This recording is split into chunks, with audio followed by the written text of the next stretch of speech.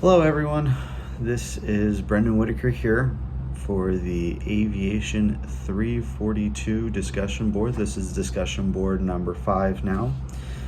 This week, our discussion board poses a question that I feel is pertinent not to only the G1000, as most of this class thoroughly delves into and dives into the G1000 aspects of flying, but it is pretty much a good question and concept for any FMS that you're flying across any platform of any aircraft.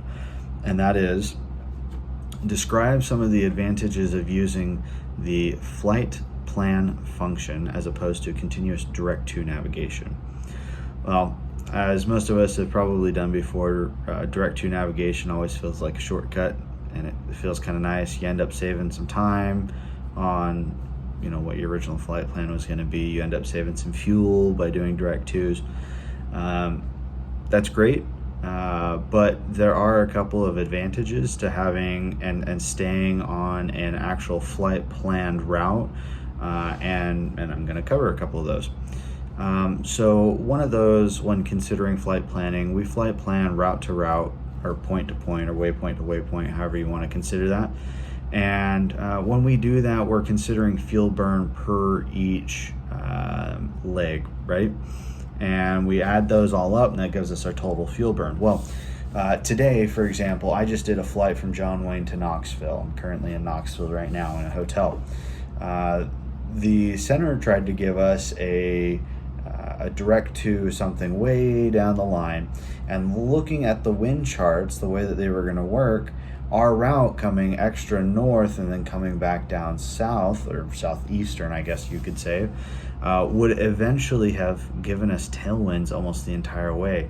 Had we have chosen to do direct to as center was trying to give us, we would have had more of a crosswind and even a headwind component at some point. So again, direct to is nice, but it's not always the greatest thing to do. Another thing to consider when we're actually doing a full-on flight plan, right, and we're not doing direct twos, for example, when we're in the clouds doing IMC flying, we're going to end up filing and typically flying, and it's the safest thing to do when you file a SID, standard instrument departure, right? And what is that SID going to do? The SID's going to get us up and off the ground, and pending we get the proper climb rate and we stay on course, we're going to avoid terrain.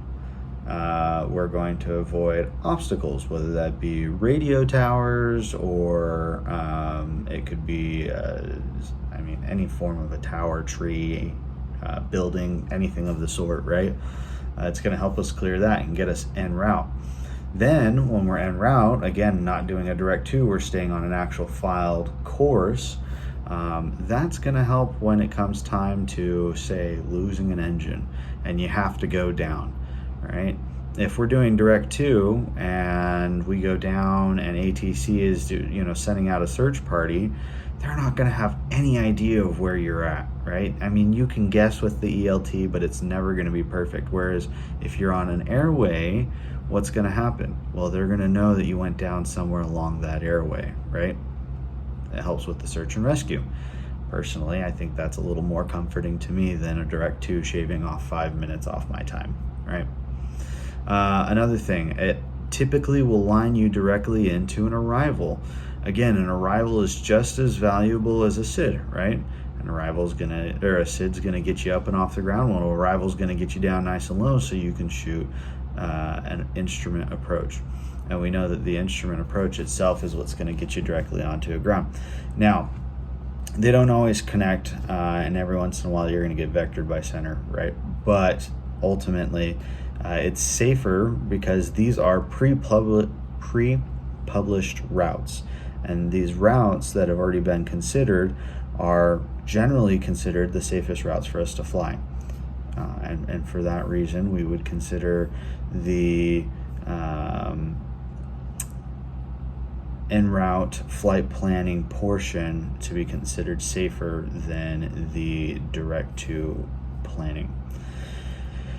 Well, I